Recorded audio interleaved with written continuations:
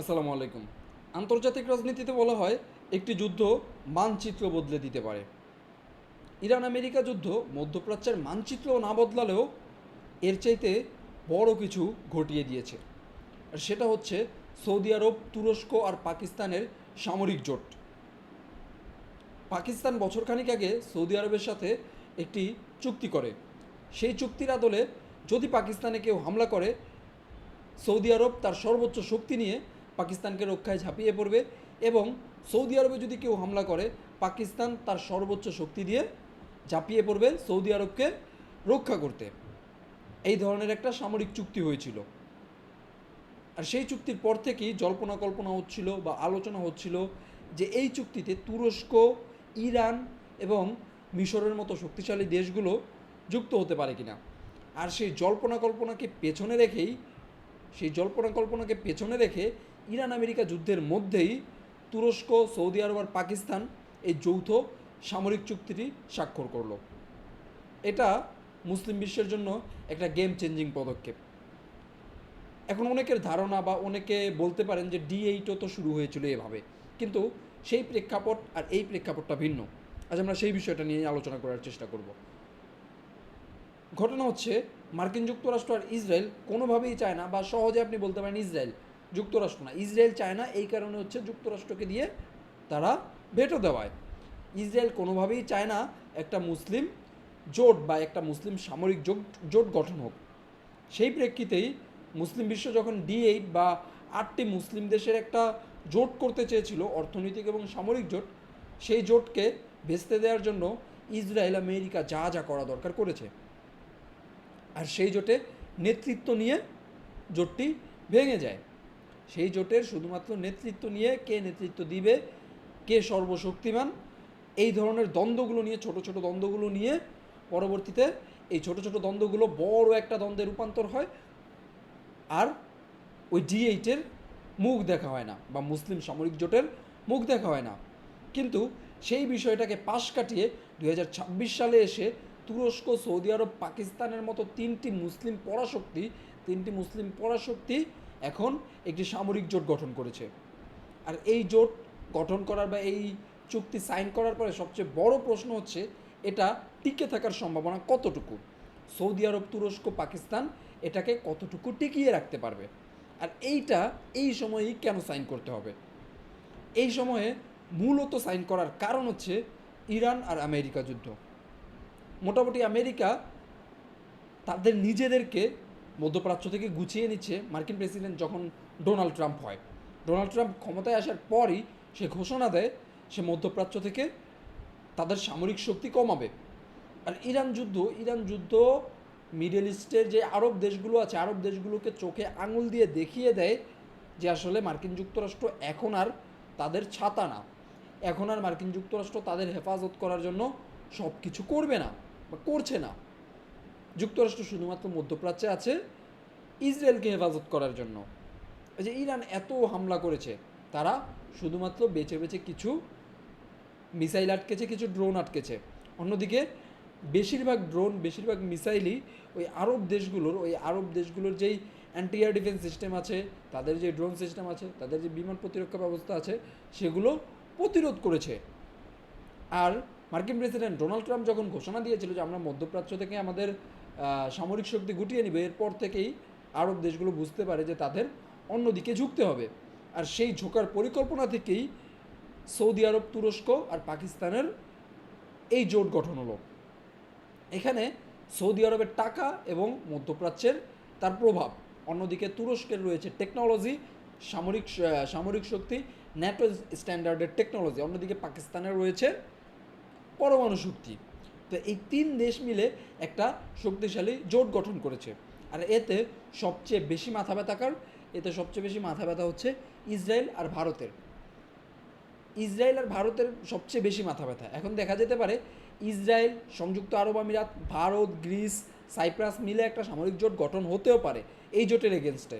আবার আরও একটা ঘটনা ঘটতে পারে, যদি সাইপ্রাস, গ্রিস মিলে ইসরায়েল সহ একটা সামরিক জোট গঠন করে, সেক্ষেত্রে হয়তোবা সৌদি আরব, তুরস্ক, পাকিস্তানের জোটে ইজিপ্টকেও অংশগ্রহণ করানো হতে পারে। এটা সম্ভাবনা সবচেয়ে বেশি। কারণ হচ্ছে ইজিপ্ট এখন সামরিক জোটে বা সামরিক জোটের দিকে মনোযোগ দিচ্ছে, তারা সামরিক শক্তি বৃদ্ধির দিকে মনোযোগ দিচ্ছে। আর মূল প্রশ্ন যেটা, যে এই জোট কতদিন টিকবে বা এই জোট তার কার্যকারিতা চালিয়ে যেতে পারবে কিনা, সহজ উত্তর হচ্ছে হ্যাঁ। আর আপনি যদি পার্সেন্টেজে নিতে চান কত পার্সেন্ট এই জোট তারা সামনের দিকে এগিয়ে যেতে পারবে, আমি বলবো যেহেতু তুরস্ক, সৌদি আরব, পাকিস্তান আছে, সেক্ষেত্রে এখন আন্তর্জাতিক বিশ্বের বা আন্তর্জাতিক রাজনীতির যেই প্রেক্ষাপট, এই প্রেক্ষাপটে 90% সম্ভাবনা রয়েছে যে এই জোট আরও বড় হবে এবং এই জোট সামনের দিকে এগিয়ে যাবে। কারণগুলো ব্যাখ্যা করি। কারণগুলো হচ্ছে, যেখানে মার্কিন যুক্তরাষ্ট্র শুধুমাত্র ইসরায়েলকে তার ছাতা বা ইসরায়েলকে হেফাজত করার জন্য সে সব কিছু লাগিয়ে দিত, সেখানে মার্কিন যুক্তরাষ্ট্র এখন নেতানিয়াহুকে পাশে রেখে তুরস্কের গুণগান গাইছে। এবং মধ্যপ্রাচ্যের দেশগুলো এখন বুঝতে পেরে গেছে যে মার্কিন যুক্তরাষ্ট্রকে শুধুমাত্র গাভীর মতো দুধ দিয়ে মালিক হিসেবে রেখে দিলে হবে না, তাদেরকে কাজে লাগাতে হবে। আর সেই চিন্তা থেকেই সৌদি আরব এবং আরও কয়েকটা মুসলিম দেশ বা আরও কয়েকটা মধ্যপ্রাচ্যের প্রভাবশালী মুসলিম দেশ মিলে সিরিয়াকে মার্কিন যুক্তরাষ্ট্র, ইরান এবং রাশিয়া, ইসরায়েলের হাত থেকে রক্ষা করে এখন স্থিতিশীল অবস্থায় এনেছে। এটা ছিল সৌদি আরব, তুরস্ক এবং মধ্যপ্রাচ্যের আরও কয়েকটা মুসলিম দেশের সবচেয়ে বড় সফলতা।